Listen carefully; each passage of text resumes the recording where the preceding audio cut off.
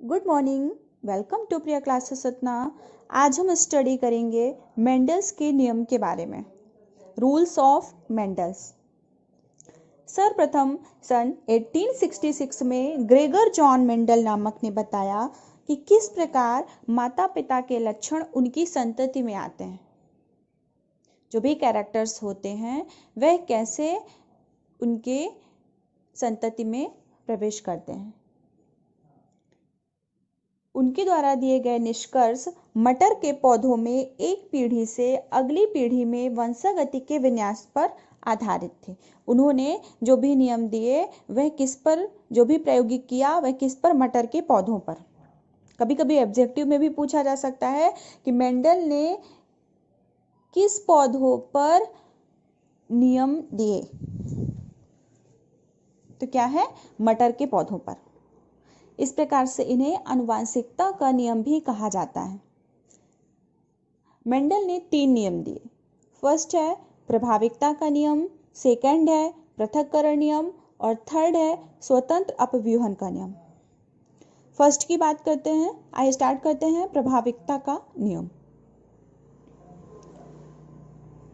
प्रभाविकता का नियम नाम से स्पष्ट हो रहा है, प्रभावी मतलब जो हमें दिखाई देगा वह प्रभावी है ना, और जो हमें दिखाई नहीं देता वह कहलाएगा अप्रभावी।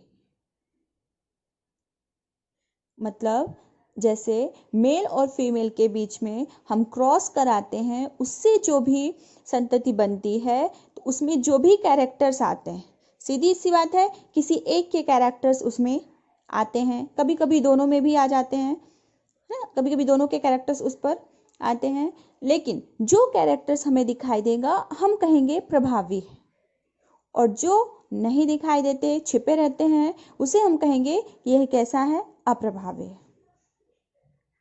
तो मेंडल ने प्रभाविकता का नियम क्या दिया?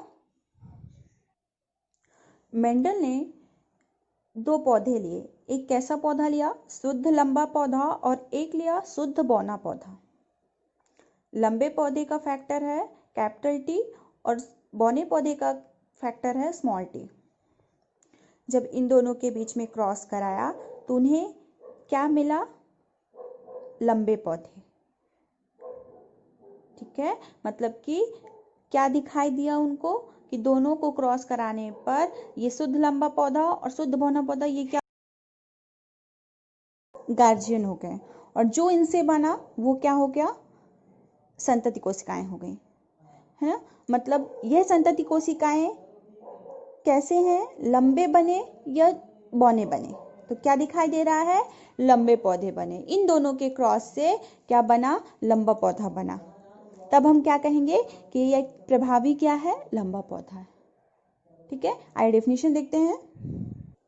जब शुद्ध लंबे तथा शुद्ध बौने पौधे के बीच संकरण या क्रॉस कराया जाता है तो प्रथम संतानीय पीढ़ी F1 में विपरीत लक्षणों में से केवल एक लक्षण जो प्रभावी है दिखाई देता है, और एक अप्रभावी लक्षण यानी बौनापन छिपा रहता है। यह कहलाता है प्रभाविकता का नियम। नेक्स्ट है हमारा पृथक्करण का नियम। पृथक्करण क्या कहलाता है, पृथक्करण नाम से स्पष्ट हो रहा है, पृथक पृथक यानी अलग अलग। ठीक है, आइए देखते हैं कि जब प्रथम संतानीय पीढ़ी F1, मतलब अभी हमने प्रभाविकता के नियम में जो हमें प्राप्त हुआ यानी शुद्ध लंबा पौधा, वह कौन सा कहलाएगा, F1।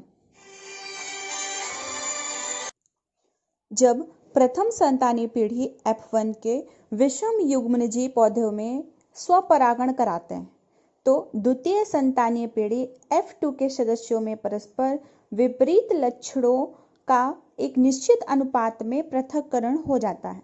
अतः यह क्या कहलाता है, पृथक्करण का नियम। प्रथम पीढ़ी में साथ साथ रहने पर भी लक्षणों का आपस में मिश्रण नहीं होता और युग्मक निर्माण के समय ये लक्षण पृथक पृथक हो जाते हैं, इसलिए यह नियम युग्मकों की शुद्धता का नियम भी कहलाता है। आइए इसके एग्जाम्पल से समझते हैं। पृथक, जब शुद्ध लंबे व शुद्ध बौने मटर के पौधों में क्रॉस कराने पर प्रथम पीढ़ी में संकरण किस्म के पौधे उत्पन्न होते हैं।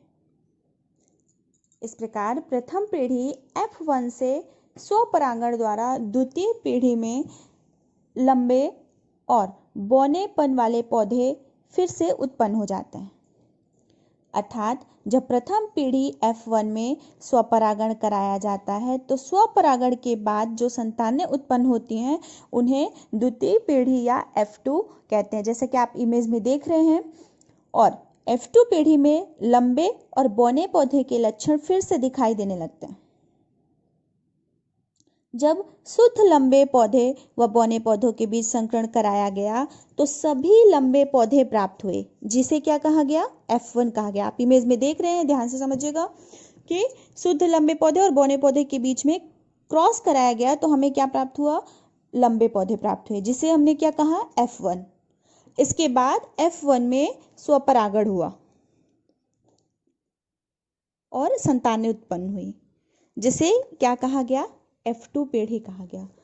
F2 पीढ़ी में लंबेपन का फैक्टर कैपिटल T और बौनेपन का फैक्टर स्मॉल t, दोनों को मिलाकर दूसरी पीढ़ी लंबी और बौने पौधे उत्पन्न करते हैं, जैसा आप इमेज में देख रहे हैं। इस प्रकार 3 लंबे पौधे व एक बौना पौधा उत्पन्न हुआ।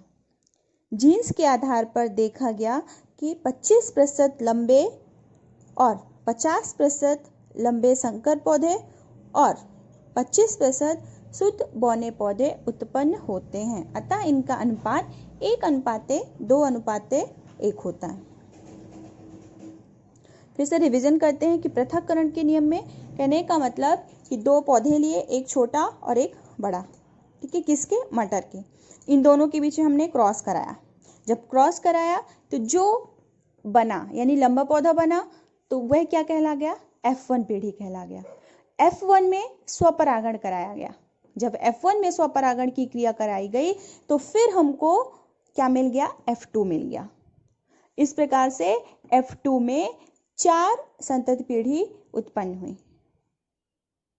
जैसा आप इमेज में देख रहे हैं, ठीक है। वीडियोस लंबा होने के कारण हम 3rd नियम स्वतंत्र अव्यूहन का नियम अभी इस वीडियोस में नहीं दे रहे हैं। नेक्स्ट वीडियो में हम स्वतंत्र अव्यूहन का नियम पढ़ाएंगे।